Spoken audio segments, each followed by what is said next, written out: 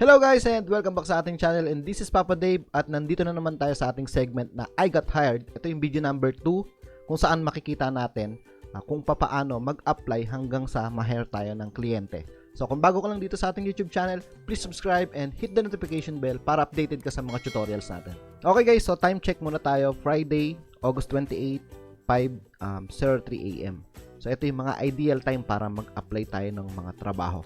So ngayon, pupunta ulit tayo sa onlinejobs.ph. Doon tayo maghahanap ng trabaho ngayon dahil may bad news tayo na si Upwork ay hindi na tayo pinapayagan na gumamit ng website nila para sa content ko. So hindi ko na rin pwede gamitin yung mga logo nila. So dito tayo tututok sa onlinejobs.ph, tapos pupunta tayo ng Fiverr at saka sa freelancer.com. Okay guys, so ang a-applyan natin ngayon yung mga madadali lang na pwede sa mga beginners tapos sa mga student na gustong magtrabaho online. So, as a student, kung gusto niyo magtrabaho online, pwede kayong humingi ng consent doon sa mga parents niyo na pwede silang gumamit ng mga account ng mga kapatid nila or ng nanay nila kung papayagan sila. Syempre, bawal yung underage na magtrabaho online. So, yun yung tip ko sa mga student. So, bakit kailangan natin na humiram ng account sa mga kapatid or parents natin? Syempre, dito sa online jobs, bawal dito yung mga underage. 18 pataas pwede. Kung student kayo, 18 na kayo, naghahanap kasi sila rito ng mga government IDs na pwede nyong ipasa sa kanila na proof na nasa legal age na kayo. So, yun yung purpose kung bakit tayo gagamit ng ibang account para magkaroon tayo ng mga government IDs na maipasa. So, kung sa tingin nyo kaya nyo naman, so hindi naman to para sa mga sobrang bata talaga. No? Doon lang sa mga isang taon na lang yung hinihintay, pwede na ako magtrabaho online. Ayun, para sa mga high school student kagaya nung kapatid ko, no? Shoutout kay Myla Dakanay. Dun sa kapatid ko, yung mga anak niya, mga college na sila, pero underage pa sila. Tumutulong sila dun sa nanay nila. So, nakakakuha din sila ng trabaho at the same time, so hindi na nila iniisip yung mga babaunin nila sa araw-araw na hihingiin pa nila sa nanay nila dahil nakakapagtrabaho din sila online na may parents consent. So, yun yung importante. So, dito ngayon maghahanap tayo ng mga madadaling trabaho na kayang-kaya ng kahit na sino. Na madali lang siya. So, dito magta-type tayo ng research or researcher. Ayun yung mga madadali, no? Data entry, researcher, mga typing jobs, tapos yung mga magre-remove ka lang ng mga background, ng mga photo sa Photoshop. So, gagawa ako ng tutorials nun. So, dito sa researcher, maghahanap tayo ng trabaho na madali. So, magta-type ako rito ng researcher or research or researcher data entry. Hahanap tayo niyan. So, product research. Automatic kasi kapag sinabi mong research, marami kasi dito, puro mga product research kasi sa maraming e-commerce. No, pag nag-search ka ng research, automatic maraming lalabas dito, puro mga product research lang. Pero kung mag-scroll down tayo, makikita natin yung ibang mga trabaho na related dun sa pagre-research. Kagaya ng mga online researcher, internet researcher, marami tayong makukuhang ganun. So, mga data entry, puro spreadsheet, puro Excel, ganun yung mga makikita natin sa data entry naman. So, dito maghahanap tayo ng madaling trabaho lang. So, ito sa product research, nakakuha na tayo nito, no, sa product research. Pero maghahanap pa tayo ng mga madadaling trabaho. So, hahanap tayo ng, check natin to. So, pag alam nyo guys, pag ganito yung mga nakikita kong proposal, hindi ako nagkakaroon ng interest kasi ang dami kong babasahin, ang daming requirements na kailangan great ka sa mga grammar, sa mga writing skills. Para sa akin, no, marami kang makikita dito na sobrang basic lang ng mga hinahanap nila. So, bakit tayo mag-a-apply sa mga alam naman natin na matatalo tayo sa mga competitor natin na talagang marurunong sa mga hinahanap nilang specific na trabaho. So, ang gagawin ko, hahanap ako, madaling trabaho lang. Research.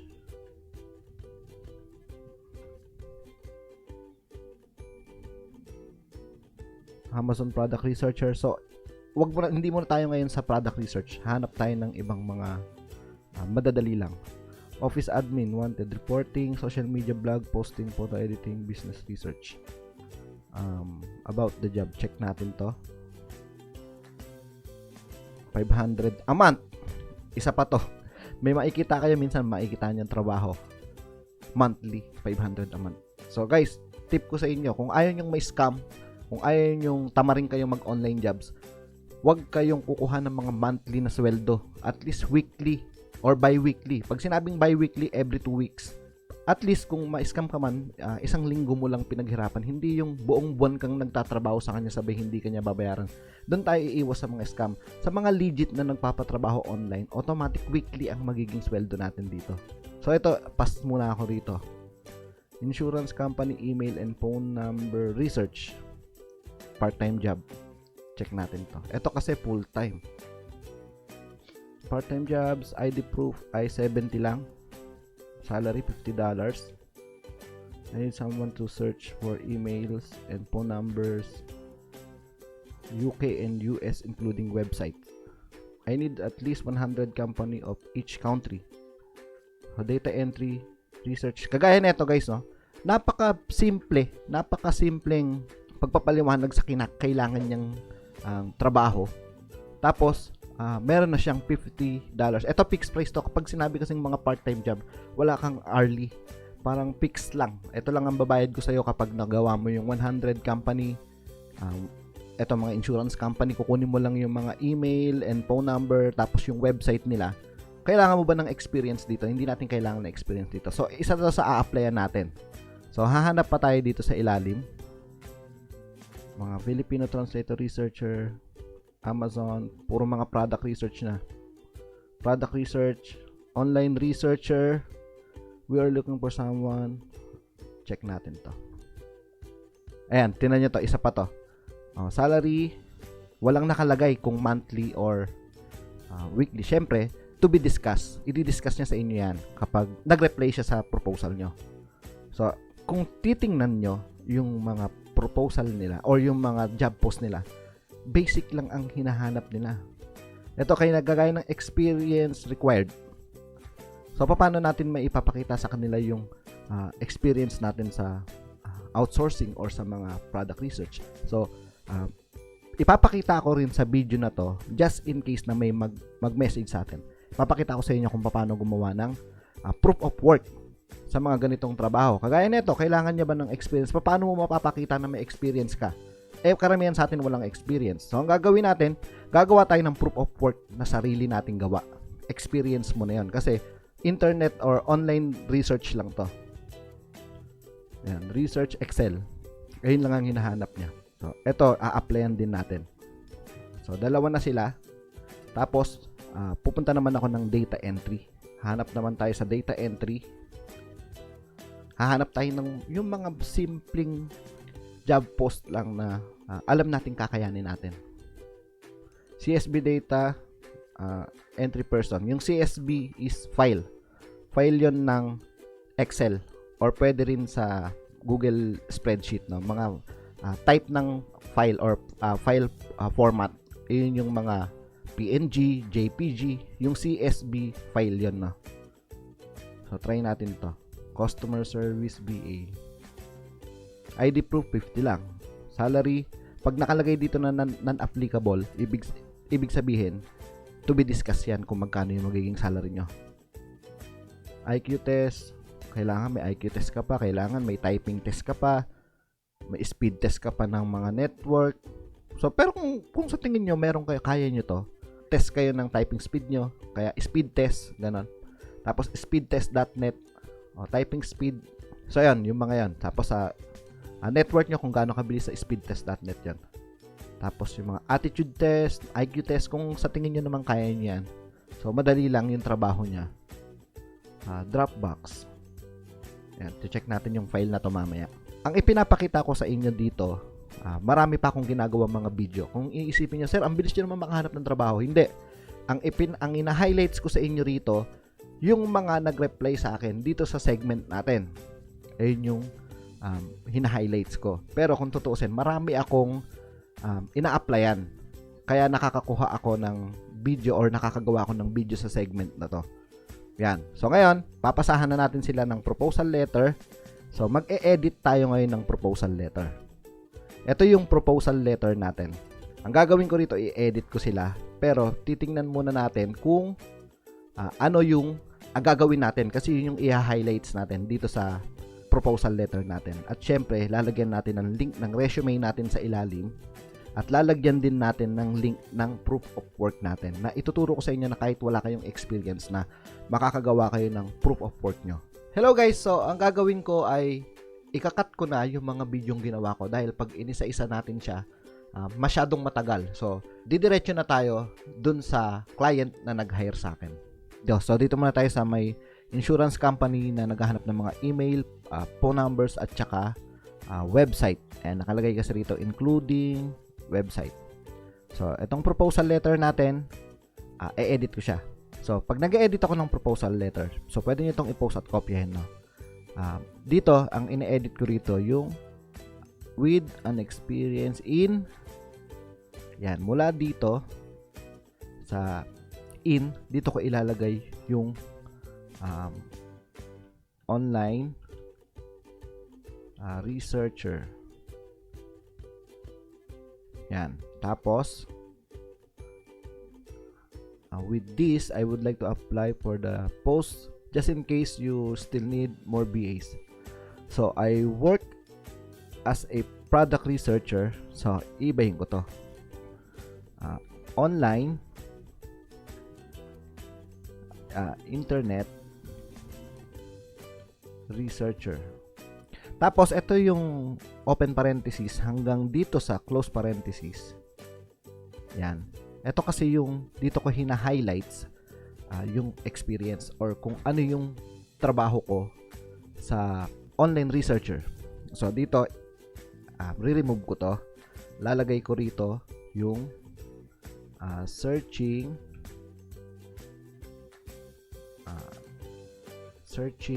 for contact number, company contact number.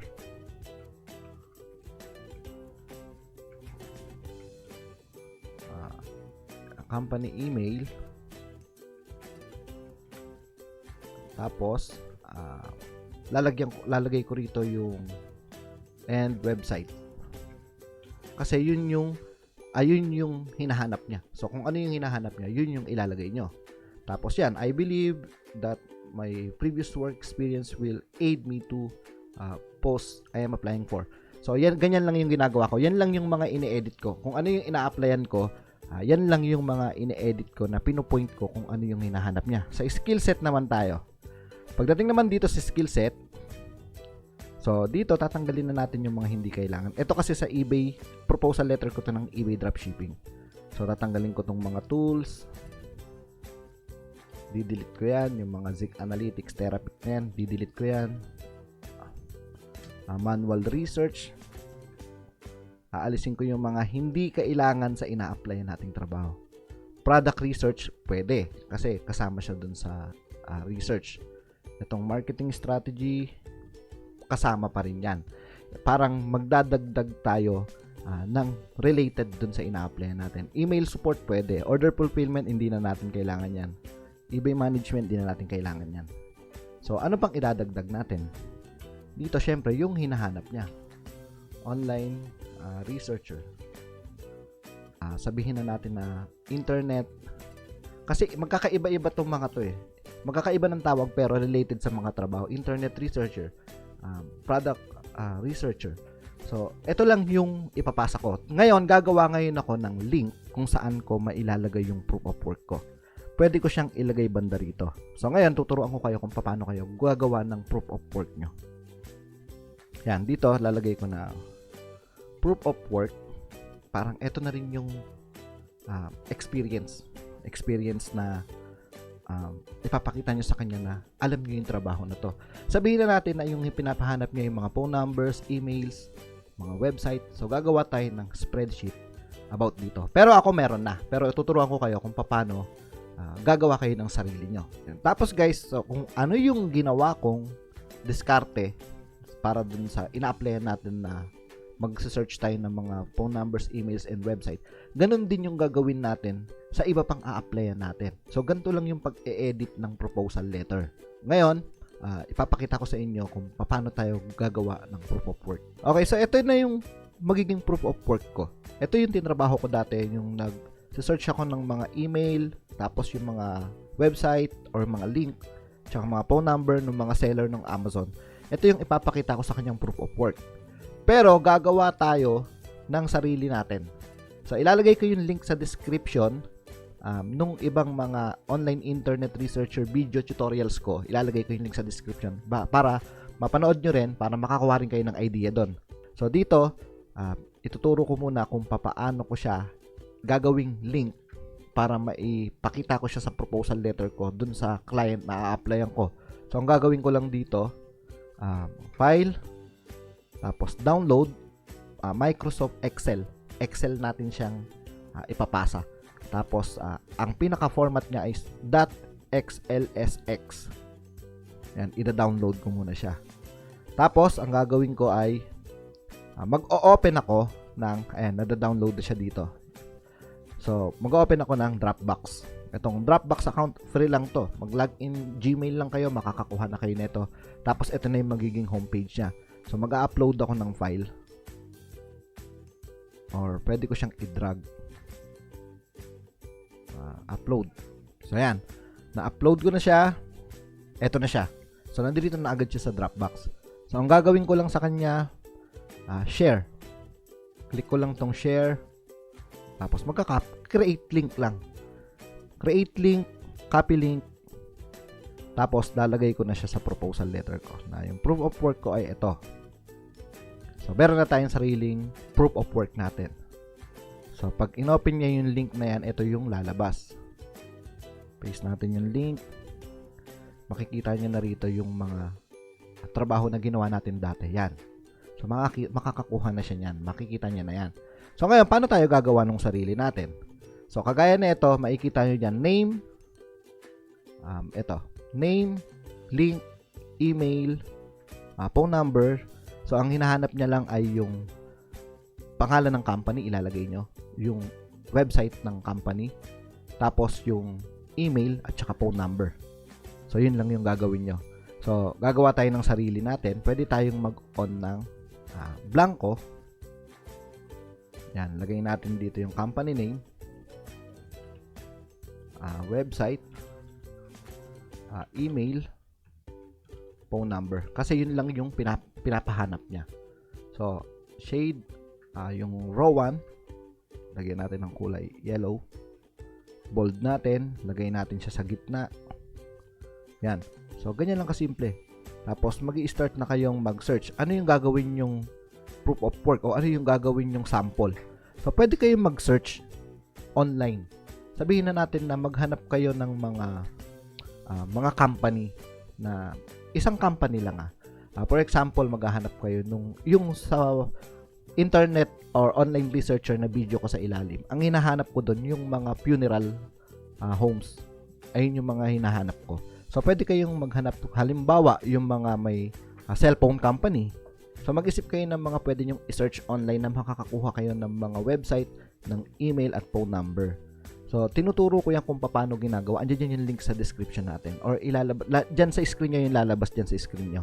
Gagawa kayo ng sarili nyong proof of work na maipapasa nyo. No, kagaya ng proposal natin ngayon, meron na akong proof of work link na makikita na ng client na pag binasa niya yung proposal ko. Okay guys, so magpapasa na tayo ng proposal, pero may nakalimutan akong ilagay dito. So, hindi naman natin kailangan dito ng photo editing. So, ilalagay ko rito ay yung Google Spreadsheet at yung MS Office. Pwede natin ilagay yung MS Excel. So, ganun lang kasimple. So, magpapasan tayo ng proposal. Copy. Kakopy ko lang to. Tapos, isave nyo na sa computer nyo. Tapos, apply for this job. Yan. Subject, applicant. Message. Dito natin ilalagay yung proposal letter natin. Meron na tayong Skype ID rito. Then, send email. So, ganun lang. Okay guys, so ikakat ko muna yung video na to hanggang sa may mag-reply sa ating client. One eternity later. So, time check muna tayo. 6:44 AM, Saturday, August 29. So, may nag-reply na sa atin na client. So, ipapakita ko sa inyo yung conversation ng interview. So, actually, hindi naman siya talaga interview, no? So, dito, nag-message sa akin na kung available daw ako makipag-usap dahil nakita niya daw yung proposal ko ay okay daw, no? So ngayon, syempre, sa daming ina-applyan ko kasi kaya nakakagawa ako ng segment na to. Marami akong ina-applyan.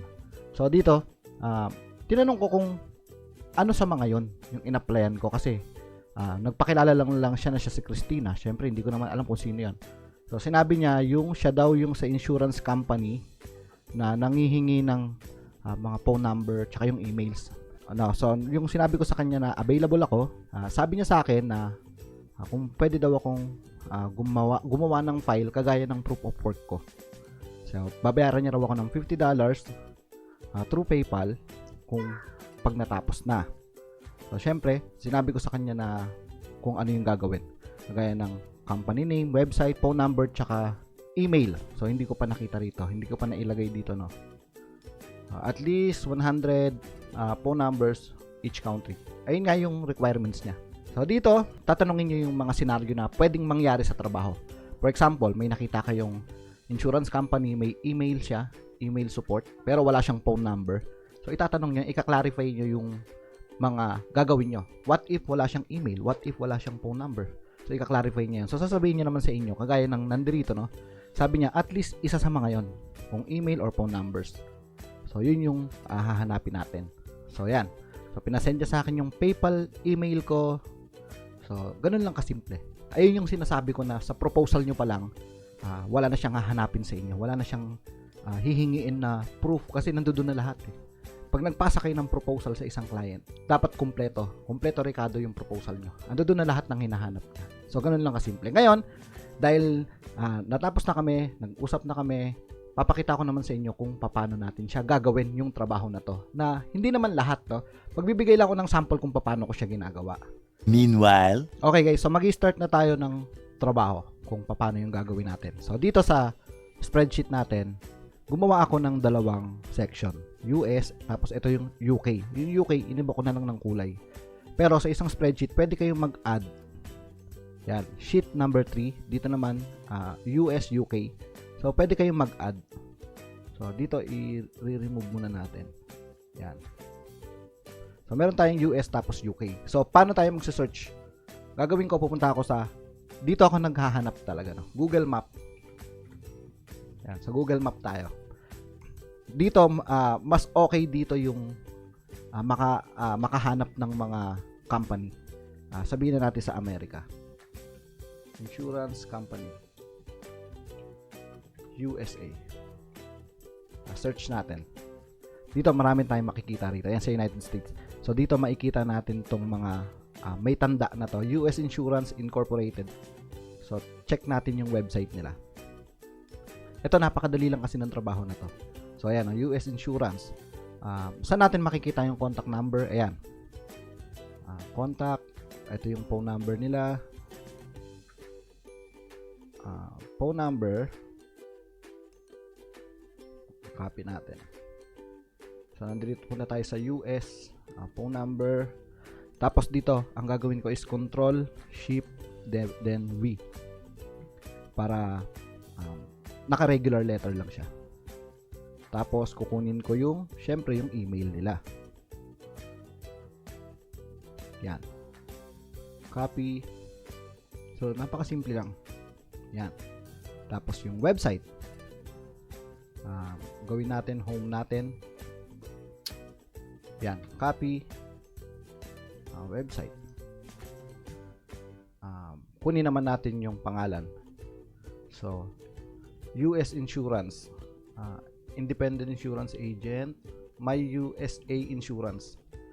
Ito yung pangalan niya, My USA Insurance. Then, copy. So, ganyan lang kasimple yung trabaho.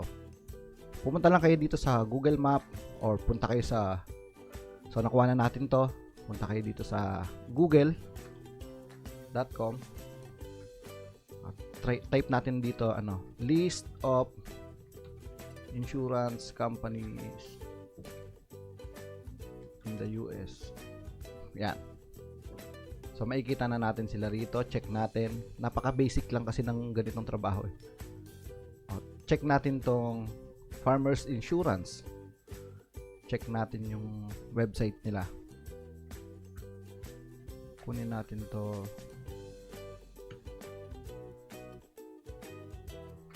So, ganun lang. Kapag sa Google, ganun lang kasimple. So, ayan, Farmers Insurance sa US to. Kukunin natin yung number niya at saka yung mga hinahanap natin. So, napakasimple lang. Hanapin natin yung contact. Nasa ilalim yun. Pag wala sa unahan, nasa ilalim nyo siya makikita. Ayun, nasa ilalim pala. Hindi ko makita. Andi dito pala sa pinakailalim. Ayan, contact us. Dito makikita na natin yung phone number. Ayan. So, kagaya nito, wala akong nakikitang email. Pero meron silang phone number. So, ayan o. Kung ma-check natin, wala tayong makikitang email, pero may mga contact number sila. Make payment, agent directory, ayan. Check natin to. Pwede natin to ilagay dito. Ayan. Walang email, NA, website.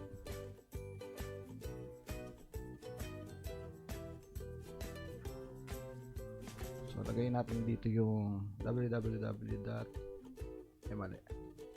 Yan. Tapos yung pangalan ng Farmers Insurance.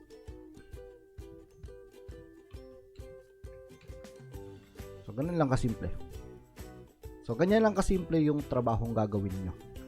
Kukunin nyo lang yung mga info nila. Napaka-basic nito para sa mga student na gustong magtrabaho online na wala pa silang mga experience. Ito yung mga pinakamadaling trabaho para sa inyo. So, sana marami tayong natutunan dito sa video na to, mga diskarte. So, good luck po sa inyo. Yun lang po at maraming salamat.